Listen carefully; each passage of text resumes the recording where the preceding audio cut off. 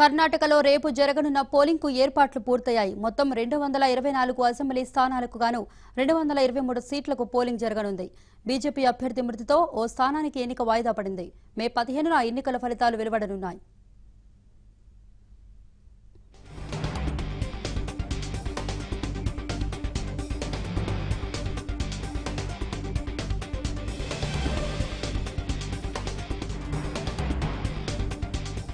ఎన్నికల నిర్వహణకు ఈసీ అన్ని ఏర్పాట్లు పూర్తి చేసింది. కర్ణాటకలో 4,96,00,000 ఓటర్లున్నారు. ఇందుకోసం 56,000 పోలింగ్ కేంద్రాలను ఏర్పాటు చేశారు.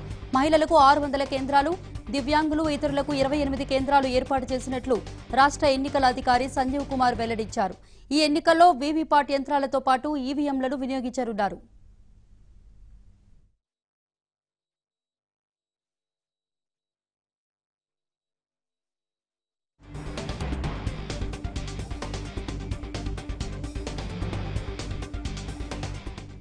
మరోవైపు బెంగళూరు నగరంలో నిన్న సాయంత్రం 6 గంటల నుంచి ఆదివారం సాయంత్రం 6 వరకు 144 సెక్షన్ విధిస్తున్నట్లు నగర police commissioner T Sunil Kumar ప్రకటించారు. అసెంబ్లీ ఎన్నికల నేపథ్యంలో ముందు జాగ్రత్తగా నగరంలోని రౌడీలను అదుపులోకి తీసుకున్నామని పేర్కొన్నారు.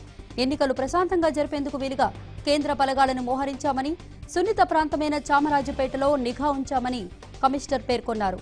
మతపరమైన ఊరేగింపులకు అనుమతి లేదని సిపి స్పష్టం చేశారు. పోలింగ్ సందర్భంగా రాజకీయ పక్షాల నేతలు, కార్యకర్తలు నియమావళిని అమలు చేయాలని కోరారు.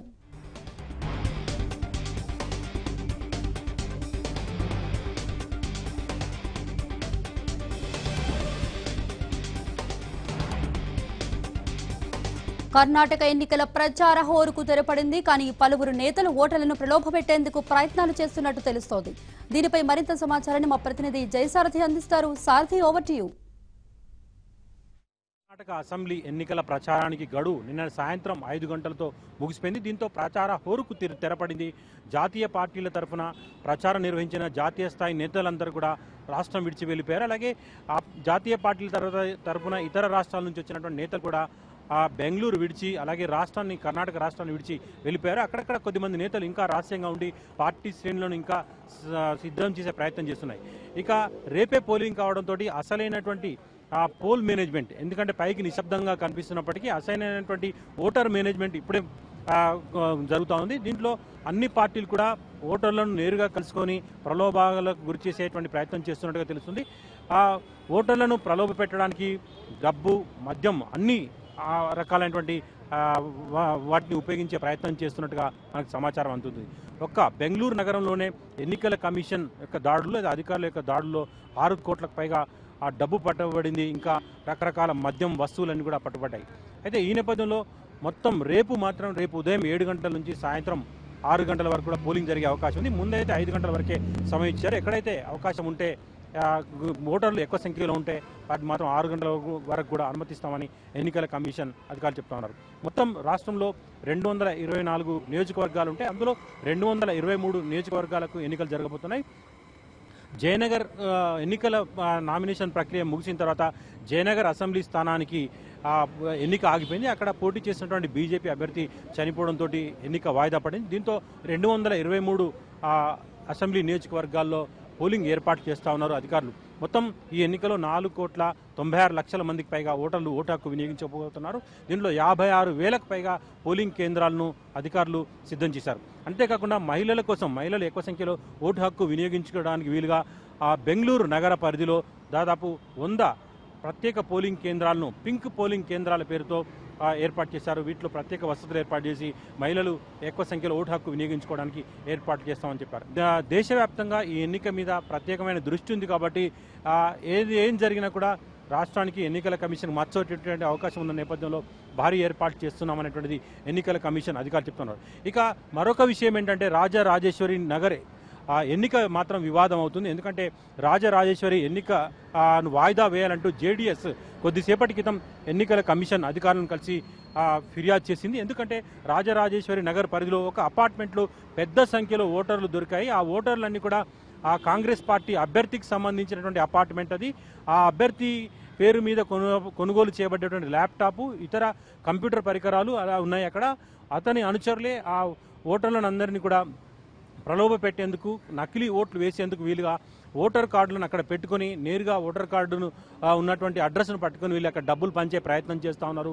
అలాగే నకిలీ ఓట్లను పెట్టుకొని పోలింగ్ మేనేజ్ చేసుకోవడానికి లేదా నకిలీ ఓట్లతోటి పోలింగ్ రిగ్గింగ్ చేయడానికి ప్రయత్నం చేస్తున్నారనేటువంటి ఆరోపణలతోటి జేడీఎస్ అభ్యర్థి తరఫున ఆ పార్టీ నేతలు వచ్చి కొద్దిసేపటి క్రితం ఎన్నికల కమిషన్ అధికారులను కలిసి ఫిర్యాదు చేశారు. అయితే అందులో అక్కడ పట్టుబడినటువంటి అన్ని కూడా సరైనటువంటి ఓటర్ కార్డులే కాబట్టి ఒకవేళ నకిలీ ఓటర్ కార్డులు ఉంటే తాము ఎన్నిక వాయిదా వేసే వారం అక్కడ ఉన్నటువంటి ఓటర్ స్లిప్పులు ఓటర్ కార్డులన్నీ కూడా సరైనటువంటి ఓటర్ కార్డులే కాబట్టి వారు ఓటర్ స్లిప్పులు పంచడానికి చేస్తున్న ప్రయత్నంగా భావిస్తున్నామని ఎన్నికల కమిషన్ అధికారులు చెప్పారు. దీంతో ఎన్నికను వాయిదా వేసేటువంటి అవకాశం లేదని కూడా అధికారులు చెప్పినట్టు తెలుస్తుంది. ఈ నేపథ్యంలోనే రాజరాజేశ్వరి ఎన్నిక అంశంపై జేడీఎస్ మాత్రం గట్టిగా పట్టుబడతా ఉంది వాయిదా వేయాలని. ఈ అంశం మీద కొంత వివాదం ఉంది. ఇక మినహాయిస్తే మిగతా 223 నియోజకవర్గాల్లో సాఫీగా పోలింగ్ జరగడానికి వీలుగా ఏర్పాట్లు చేసినట్టుగా ఎన్నికల అధికారులు చెప్తున్నారు.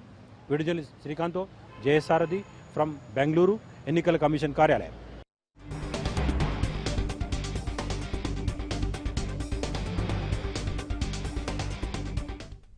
కర్ణాటక బెంగళూరు పరిధిలోని రాజరాజేశ్వరి నగర్లో అసెంబ్లీ ఎన్నిక వివాదాస్పదమవుతోంది. ఆ నియోజకవర్గంలోని ఓ అపార్ట్మెంట్లో పెద్ద సంఖ్యలో ల్యాప్టాప్లు ఓటర్ కార్డులు దొరకడంపై జేడీఎస్ నేత హనుమంతరాయప్ప ఎన్నికల కమిషన్కు ఫిర్యాదు చేశారు. ఆర్ఆర్ నగర్లో ఎన్నికలు వాయిదా వేయాలంటూ ఆయన డిమాండ్ చేశారు. కాంగ్రెస్ అభ్యర్థికి చెందిన అనుచరులే ఓటర్లను ప్రలోభపెట్టేందుకు ప్రయత్నిస్తున్నారంటూ బీజేపీ జేడీఎస్ ఆరోపిస్తున్నాయి. పెద్ద సంఖ్యలో ఓటర్ కార్డులు ల్యాప్టాప్లు దొరకడంపై పలు అనుమానాలు వ్యక్తమవుతున్నాయి.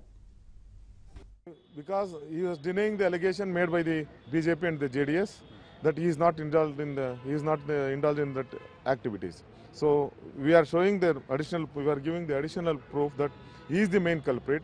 So because all the details which has been purchased by the Munaratna and the Velu Naikar, they have created a history in the election history. So we are demanding to postpone the elections until the enquiries are closed. The sections imposed in the charge sheet is the non-bailable warrant, the issue. Still they are not arrested. I don't know why. That authorities why they have not taken the action. Because if it is a common man, they could have been arrested within an hour. That also he is an MLA, he is giving his pose in front of all the medias. I don't know why the police...